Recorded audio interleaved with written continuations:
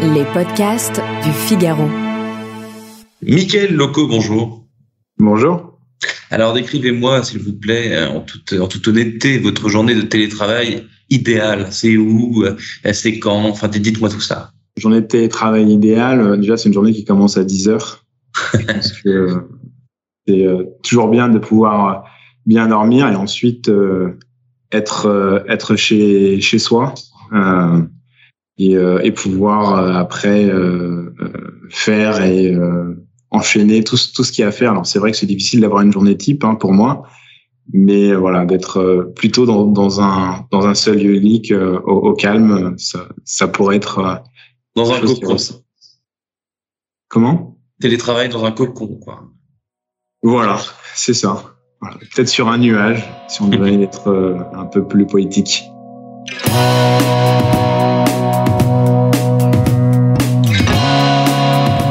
Bonjour à tous et bienvenue au Talk Décideur du Figaro en visio avec aujourd'hui sur mon écran et également sur le vôtre, enfin j'espère, Mickaël Locaux, DG en France de Steelcase, donc le géant de l'immobilier, de bureaux et de l'aménagement aussi. On va en parler, Mickaël Locaux. Votre bureau, votre espace à vous, décrivez-le-moi maintenant chez Steelcase, ça ressemble à quoi?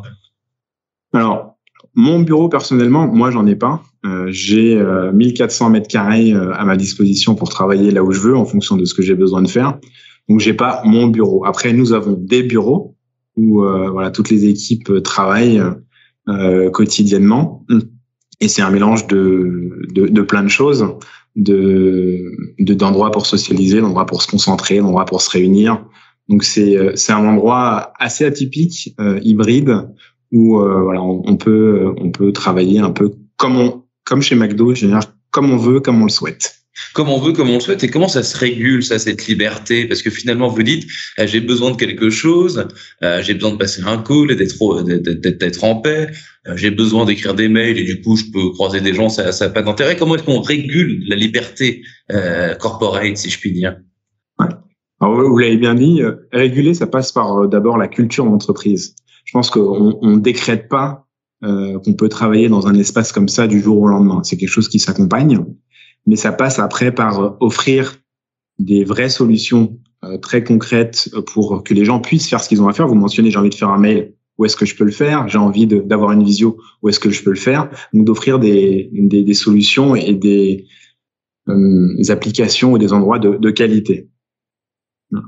Et ensuite, si je peux creuser, c'est aussi les notions d'usage et d'expérience entre les collaborateurs. Et l'important, c'est que ça soit pas Mickaël qui décide, mais que c'est le groupe collectivement.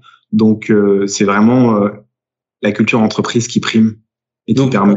Ce que vous me dites, c'est dès qu'il y a un changement d'espace, d'aménagement, de bureau, tout le monde est au courant. Il n'y a jamais de surprise, quoi. C'est comme ça que ça se passe. Alors, il y a une volonté. D'abord, c'est de savoir où est-ce qu'on veut aller, comment est-ce qu'on souhaite travailler. Donc là-dessus, il y a un cadre, il y a des équipes qui réfléchissent là-dessus, qui sont dédiées. Mais après, il faut que les personnes puissent l'utiliser. Aujourd'hui, vous parliez de télétravail.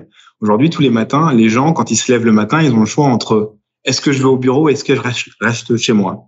Donc, si ils n'ont pas la motivation pour venir au travail, et sachant que nos études ont montré qu'il y avait à peu près seulement 21% des personnes interrogées en France qui se disent qu'ils préfèrent venir travailler au bureau plutôt qu'à la maison. Donc, il faut que les gens se sentent impliqués et avoir les bonnes solutions. Donc oui, il y a un cadre, il y a une stratégie qui est décidée, mais d'un autre côté, il faut que ça réponde vraiment aux usages et les besoins réels des collaborateurs. Est-ce que le Covid, Mickaël Locaux, a totalement chamboulé, rebattu les cartes de l'immobilier de bureau et des espaces dans lesquels désormais les collaborateurs veulent être? Parce qu'on parle beaucoup effectivement du confort en télétravail. Quand on travaille dans une maison, c'est toujours plus agréable, on a des petits espaces, etc. Mais du coup, les nouvelles cartes pour donner envie aux collaborateurs de revenir au bureau, peu importe s'ils habitent dans une grande maison et ont un jardin ou dans un studio, qu'est-ce qui va les faire revenir? Alors oui, le Covid a rebattu les cartes, ou plutôt a accéléré en fait des tendances de fond que l'on voyait arriver depuis de nombreuses années. Ce qui va donner envie aux collaborateurs de revenir. La première chose, c'est vrai que c'est quelque chose qui a manqué pendant la pandémie, c'est le contact humain, le côté socialisation. Donc ça, c'est le premier. Mais la deuxième chose, et c'est peut-être aussi l'inverse, la pandémie a montré qu'on n'était pas tous égaux chez soi. Or, en arrivant au bureau, il y a une notion d'égalité qui se met en place et les gens peuvent se rencontrer, mais peuvent aussi travailler dans des conditions équivalentes. Parce que quelqu'un qui a et là je prends un exemple, alors c'est peut-être un peu très parisien comme exemple, mais quelqu'un qui habite dans un 20 mètres carrés ou dans un 30 mètres carrés, eh bien, n'a pas les mêmes conditions de travail chez lui que quelqu'un qui a une maison et qui a cette chance-là. Donc forcément, quand vous arrivez au travail, il faut que vous puissiez aussi vous concentrer. Donc ça passe par ça. Donc il y a le côté un peu égalitaire. Donc c'est ça qui va faire revenir les gens au travail. Le côté permettre de socialiser et aussi de pouvoir mieux appréhender toute cette nouvelle dynamique du travail, parce qu'on rentre dans un monde du travail qui est de plus en plus hybride. Et donc il faut avoir les outils, il faut avoir les bons aménagements pour pouvoir supporter ça. Et c'est vrai que tout le monde n'a pas cette chance d'avoir les bons outils à la maison. Voilà, donc c'est aussi une des raisons pour lesquelles les collaborateurs vont revenir. Les bons outils, les bons aménagements, et vous parlez de travail hybride et de tiers-lieux. Pourquoi est-ce que, par exemple, si il fait beau, une terrasse de brasserie est au soleil, c'est agréable. Est-ce que et comment qu'est-ce qui fait la différence? C'est-à-dire pourquoi je sais qu'au bureau il y a un rooftop, il y a une terrasse, il y a effectivement un mobilier confortable et je suis aussi à l'aise. Il y a aussi une question de confort, bien plus qu'avant, j'ai l'impression, non? Oui. Après, je pense que en fonction de la manière dont les gens travaillent, je ne sais pas vous, est-ce que vous aimez travailler, mais je pense pas qu'il faille opposer bureau, tiers-lieu, maison. Je pense que c'est tout un écosystème qu'il faut prendre en considération. Et la vraie valeur ajoutée et ce que l'on voit aujourd'hui, c'est que les gens ils veulent avoir le choix.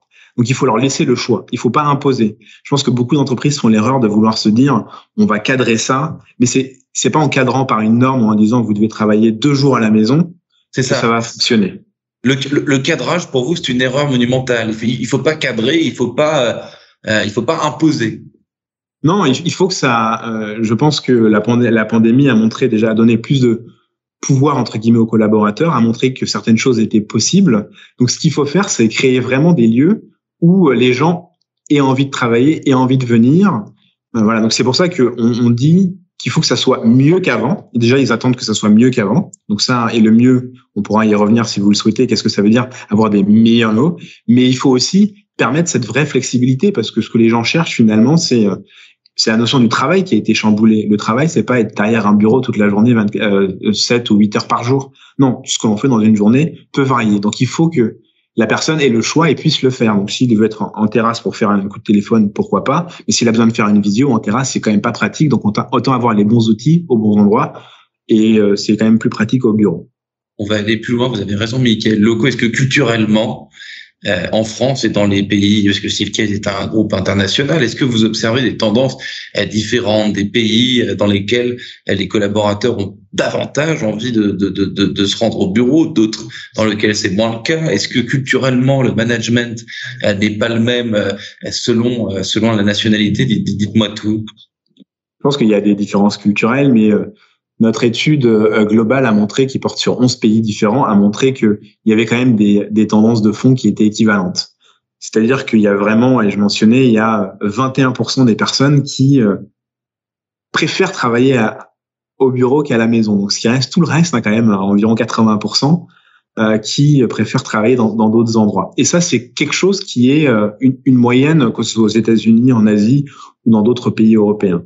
Par contre, ce qui change réellement, c'est la manière dont c'est appréhendé et la mise en route. Certains pays ont été peut-être plus rapides et sont plus flexibles sur la nature du travail en eux-mêmes pour la mise en route de ces typologies de nouveaux modes de travail, le travail hybride.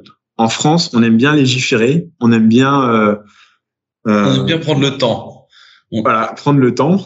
Et après, il y a aussi un aspect culturel, c'est qu'on a une culture du management qui est quand même très liée à la présence, très liée au physique, très liée à la durée de présence au bureau. Et ça, c'est des aspects qui doivent changer.